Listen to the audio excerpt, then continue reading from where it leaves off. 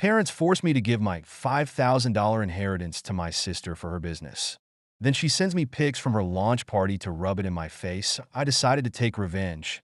I, 17F, was forced to give away the money that I had inherited from my grandmother a couple of months ago to my older sister so she could fund her business dreams.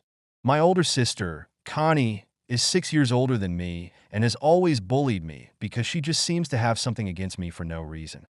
The truth of the matter is that she bullies me because she knows that she will get away with it, like she always has right from our childhood. My parents already told me not to make a big deal out of things, and whenever I would complain to them about Connie and her behavior towards me, they would tell me that I was being sensitive. It was now that I realized it was just my parents gaslighting me into believing that this was normal behavior by older siblings and I have nothing to be upset about. But I can tell you guys for a fact that Connie was much worse than other older siblings because she was not messing around with me, and what she did to me was not harmless. Obviously, when we were very little, there was always her trying to put me down with her harsh words and my parents telling me to shut up but never saying anything to her, even though it was she who was making me cry.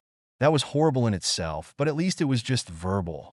But this particular incident that took place when I was 13 was what made me realize that she didn't just dislike me. She actually hated me. My family and I had driven to the beach, and Connie had brought along a couple of her friends with her. She was 19 at the time and had come back from college for the weekend, so she and her friends were spending all their time together. Things had been particularly nasty for me because, for some reason, her friends seemed to hate me just as much as she did. I guess they were all suffering from the same kind of mental disorder that made them hate people who had done absolutely nothing to them. Anyway, they had constantly been putting me down, making cutting remarks about me, and just giggling every time I was around. I had gotten sick of it, so I decided to take a break from them and was just sitting by myself alone on the pier with my feet dangling over the water. Then all of a sudden, I felt a plastic bag being shoved over my head, and somebody kicked me in the back, so I fell into the water. It took me a good couple of minutes to come to my senses and realize what was going on, and then I saw my sister and her friends running away laughing while I splashed around in the water. Thankfully, I'm a good swimmer, and as soon as I recovered from the shock of it all, I took the plastic bag off my head and swam back to the shore as fast as I could. It was the most troubling incident that has ever taken place with me, and when I got back to my parents and started crying about what had happened, my sister and her friends tried to pass it off as a harmless prank. But the worst was yet to come. My parents actually laughed along with them and said that I was just overreacting since I always had been a crybaby. They said that nothing would have happened to me, and my dad even made a joke about all those swimming lessons having finally paid off. The plastic bag that they had put over my head was pretty small, and I might have asphyxiated and died also if I hadn't managed to come to my senses in time and taken that bag off my head. There was a chance that I might have drowned.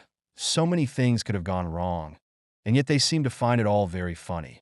I already knew that my parents had a favorite daughter, and it's definitely not me, but that incident remained with me. After that, I made up my mind that I was not going to treat any of these people like my family. My only goal was to study hard, get into a college, and then get away from these people because I absolutely could not afford to trust any of them. Since then, I have always maintained my distance from Connie, but unfortunately, I'm forced to live with my parents, so I can't exactly treat them the same way.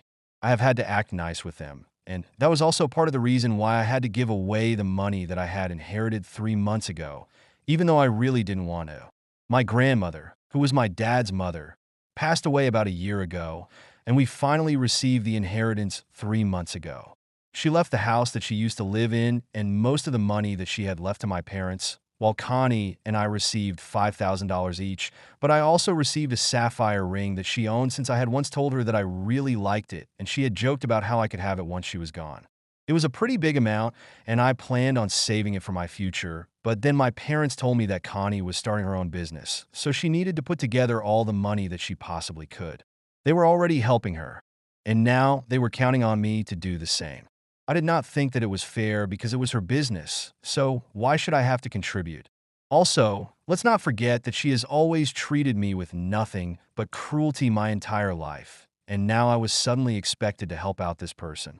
I refused, but after arguing with me for a couple of days, my dad told me that if I did not help her out, then he would not pay for my college tuition and wouldn't even allow me to come back home once I left. That scared me, and I was already very frustrated with the situation, so I ended up saying yes. It was probably not a good decision to make, but I was under a lot of pressure, and I just didn't think it was worth it to keep fighting with these people because I had my finals coming up and I had to study as well, so I needed some peace and quiet. Which is why, just to shut my parents up, I agreed to give up the inheritance that I had received. After all, they were allowing me to keep my ring, probably because they did not know that it was a real sapphire, since in the will my grandmother had only mentioned it as the ring with the blue stone. So I knew what she was talking about, and I was smart enough to keep my mouth shut since it was worth quite a lot, which turned out to be good for me. So I gave up the 5 grand that I had received from my grandmother and put an end to that argument. 3 months have passed since then, and I've been accepted to a college of my choice. I'm going to start in a couple of weeks. My parents are living up to the promise that they had made to me. They're going to bear all my expenses, like my tuition, and because I'm going to be living out of state, they're going to pay for all my expenses as well. I guess it was not that bad of an investment after all to give up my 5 grand, because now I don't have to worry about what I'm going to do about money when I'm in college. Everything has been going well for me, and technically it still is, but I feel very guilty about what I did because a couple of days back, my sister hosted a launch party since she has finally managed to open her store. She's working with the same people who she was friends with back in college. You know, the girls who pushed me into the sea with a plastic bag on my head and thought that it was hilarious. The 3 of them now own a massive shoes and accessories store, and it's pretty basic stuff, but they think that they did something revolutionary since they believe that whatever they have come up with are really cute things. Anyway, they have a lot of these men who agree with whatever they say, so their cronies are definitely going to be shopping from there, and I already know it. There was a chance that my sister could have had a successful career ahead of her, but I kind of did something after she sent me a bunch of photos from the launch party to rub it in my face. I was obviously not invited to the event, and when my parents left, they told me that the reason I was not invited was because it was an adults-only event, and since I was 17, they couldn't take me with them. It was a bunch of baloney, but I really didn't want to go anywhere. However, the day after the party, Connie sent me a bunch of photos and a text saying that since I had missed the fabulous party that she had hosted yesterday, she wanted me to live it through the photos and then, just to be cocky, she said that she couldn't have done this without my help, referring to the 5 grand that I'd had to give up for her. I don't know why, it just got on my nerves. When I saw this guy who was in the photos, I immediately went to my gallery and confirmed my doubts. From the photos themselves, I could not tell if they were dating anymore or not since he was only in the background of a couple of pictures. But even though he had grown out some stubble and put on some weight, I could still tell that it was her high school ex-boyfriend. This guy, let's call him Simon, started dating her as soon as she turned 18, even though he himself was 25 at the time. He was from the same high school as the 2 of us, but of course, he had graduated way before Connie. They had struck up a friendship online when she was 16. He literally asked her out on the day of her 18th birthday, which I thought was pretty creepy.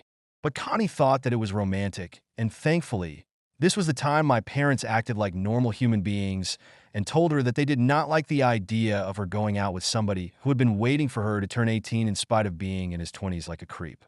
They did not want her to go out with him, but I guess she did not obey them and continued to date him secretly. He was working in his dad's company at the time, but after a mere 8 months of being together, they had to break up because he was leaving to live with his uncle in Wyoming and work on the farm since apparently his father had caught him trying to steal from the company.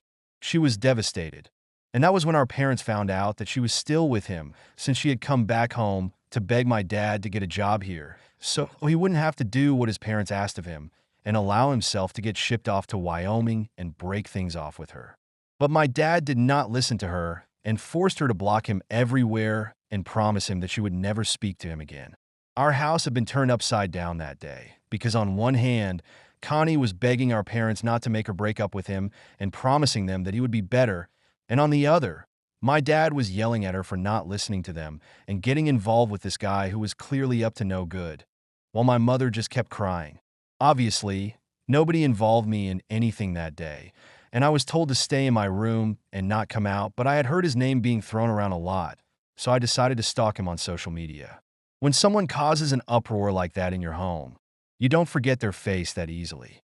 So when I recognized him looking in the background of her photos, I instantly decided to get back at Connie because Connie and my parents didn't count me as part of the family. They had been pretty open while discussing the business around me.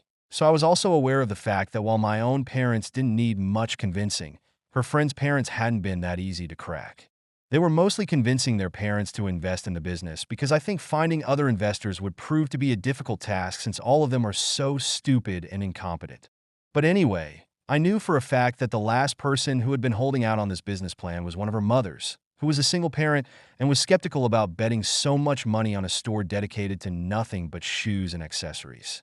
She wanted her daughter to find a job, work for a couple of years, gain some experience, and then circle back to this so that she wouldn't end up in a bad investment situation. But Connie and her friends were determined to make this work. So Connie had been complaining about this woman a lot while she was at home, and ultimately, they had decided that they were going to make do with the money that they had for now.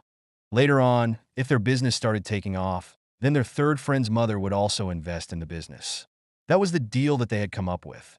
And for that, they had to make sure that the first few months of their business were a huge success, since at the moment they only had enough capital to go on for a couple of months. But after that, they would definitely need a second round of investment unless, by some miracle, they were able to do enough business to keep up on their own. Realistically, it was unlikely for a business model like this to break even so early, especially when they were on such a small scale and the fashion market is not exactly easy to crack. I knew that the last parent who had been holding out even now needed just one excuse to back out of this deal, and I knew that this secret could do it. So I reached out to her through a fake account and asked her to call me because I had something important to share with her regarding her daughter's business. I made sure she called me using the Facebook call feature and didn't give her my number since I wanted to remain anonymous.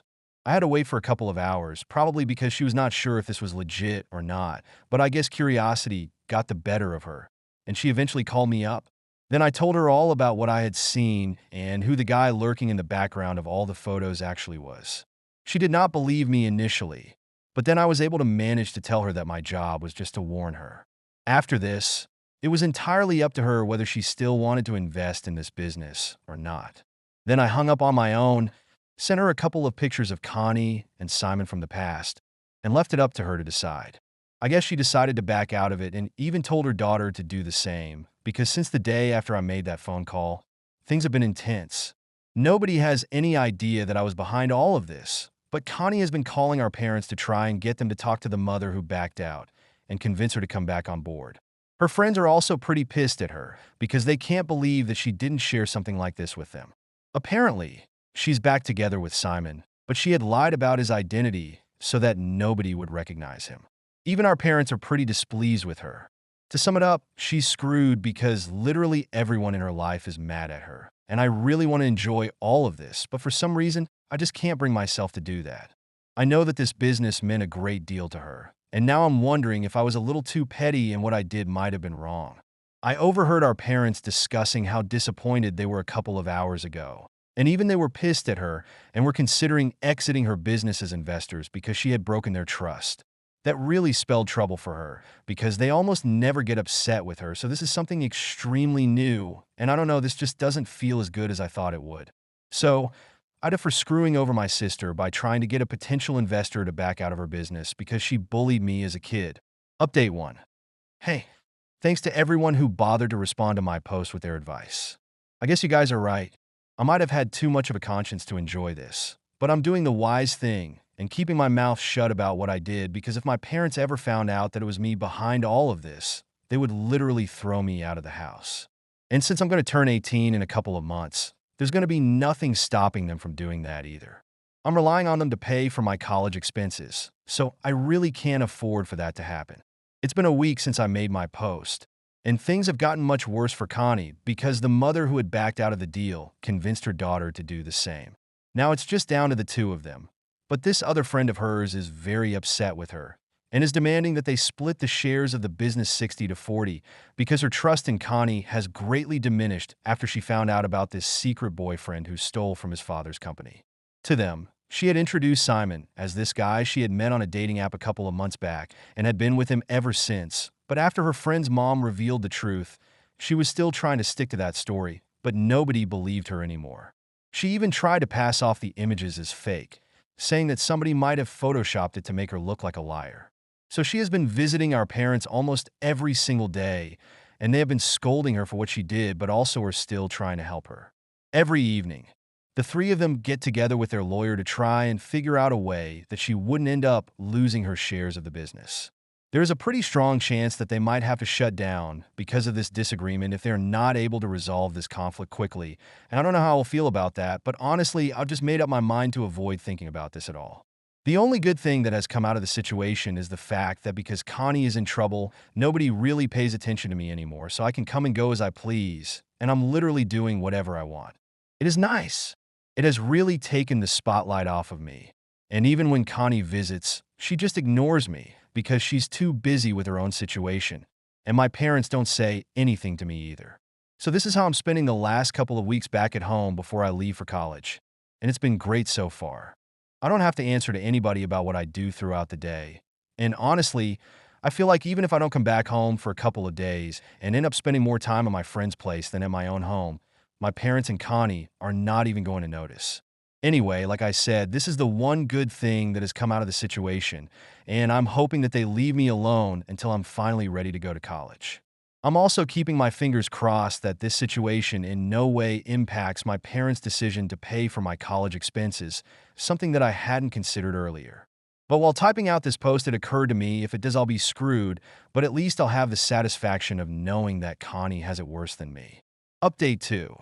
So almost 2 weeks have passed since my original post, and up until last week, nothing had really happened involving me. So I thought I was safe, but I don't think so anymore. Anyway, a couple of days back, I guess the woman whom I had called finally gave into the pressure and told Connie how exactly she had managed to find out about this past connection. And she didn't tell her the whole truth, but she just told Connie that she had received an anonymous phone call and a couple of photos from somebody, which is how she had found out. Connie is no longer bothering to hide the fact that she knew and used to be with him and didn't really end her relationship because at this point, nobody's really stupid and everybody has figured out that she did not meet him on any dating app and the pictures were real.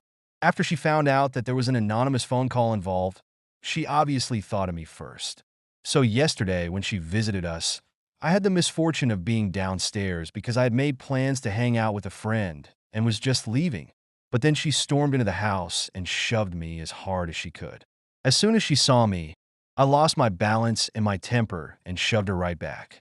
Then she grabbed me by the hair and started screaming in my face, saying that she knew it had to be me who had made that phone call, and she was going to make sure that I paid the price for doing this. I was panicking, but I couldn't let it show on my face because otherwise she might have figured out the truth, and I wanted to stick to the fact that it was not me. So I started yelling at her, and I said that it wasn't me and that I wouldn't even know whom to talk to because I met her friend's parents only once when they had all come over for lunch a couple of weeks before they opened the store. Of course, I was lying through my teeth, but I tried to make it sound as believable as I could. After a couple of seconds of us screaming at each other, our parents intervened and finally got us to break apart. But then Connie said that she did not believe a word of what I was saying, and she was sure that it was me who had screwed up her chances of having a career in business, and demanded that I allow her and my parents to go through my phone and laptop. I had mentally prepared myself because I knew that this was coming, but I still threw a fit about it because if I just agreed to it, that would seem suspicious. Anyway, I had nothing to be scared of because I had wiped all my devices clean of any evidence that could point towards me being the person who had made that anonymous phone call. Besides, Connie thought that I had made a phone call from my phone number and not a Facebook account that I had created specifically to contact her friend's mom and then deleted it, so she was way off in the first place. And even when she and my parents went through all my accounts on different social media platforms, they were able to find nothing. When she did not find any proof to substantiate her claims that it was me who had told her friends about her past with Simon, she completely freaked out at me and started yelling at me, saying that I had wiped all my devices on purpose and she knew that it was me. I argued with her, saying that she had lost her mind just because she was going to lose her business, but she had no right to take it out on me. Eventually, things quieted down a bit and she started crying. I thought I was in the clear, but it was then that my parents chose to talk to me and said that it was true that they couldn't find anything to prove that I was the one who would leak this information, but nevertheless, they believed Connie because she seemed pretty sure of it, and besides, there was nobody else who could have known about this. Even though they had been at the party and had seen Simon, but hadn't recognized him, so it literally could not have been them. And so that leaves just me, because Connie had sent those pictures with Simon in the background to piss me off, and it was very obvious that I might have retaliated. And then exactly what I had feared would happen ended up happening. They told me that even if they couldn't find any proof, they knew that it was me and were canceling their plan of paying for my college expenses. So now I was on my own, and they did not want any further arguments about this. Then it was my turn to start screaming and crying, but unfortunately nobody cared about that since I was not Connie. After about half an hour of begging, screaming, and a lot of tears, and still no response from their end, I finally went back to my room and shut myself in and started writing this update to distract myself. I still have the sapphire ring that my grandmother had left me, and I could sell that, but I'm not sure if it would get me through all 3 years of college. So I'm just considering taking out a student loan and asking somebody from my family to become a co-signer because, like I said, there's just a couple of weeks to go until the deadline for making the payment, and I absolutely cannot risk anything. Even if I'm able to cover the first semester by selling the ring, I'm not sure about the rest, and eventually I'll have to figure something out. Update 3. Hey, so a lot of things have changed since my last update. It's been a month since I posted, and let me just start off by talking about what happened to me. So I left my parents' place a couple of days after my last update, because now, since they were not paying for me to go to college, I did not have any reason to stay with them or keep in touch. I packed my bags and left to go live with a friend of mine.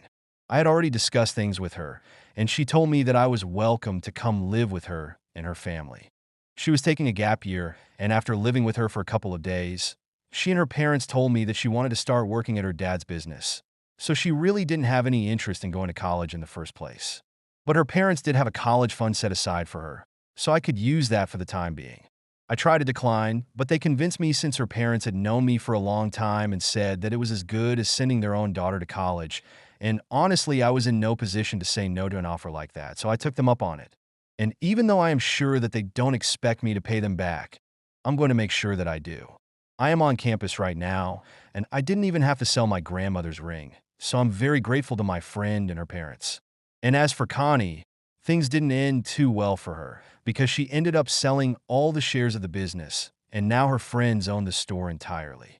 She had to cut her losses and leave because it had been established that nobody could really trust her anymore, and unfortunately my parents couldn't do anything about that since it was completely out of their control. She is probably upset about it because this entire thing was her idea in the first place. But I guess she should be relieved because I don't think the store is going to do well in the future anyway. Anyway, that's none of my business because I have no contact with them anymore. I'm just going to focus on my future now.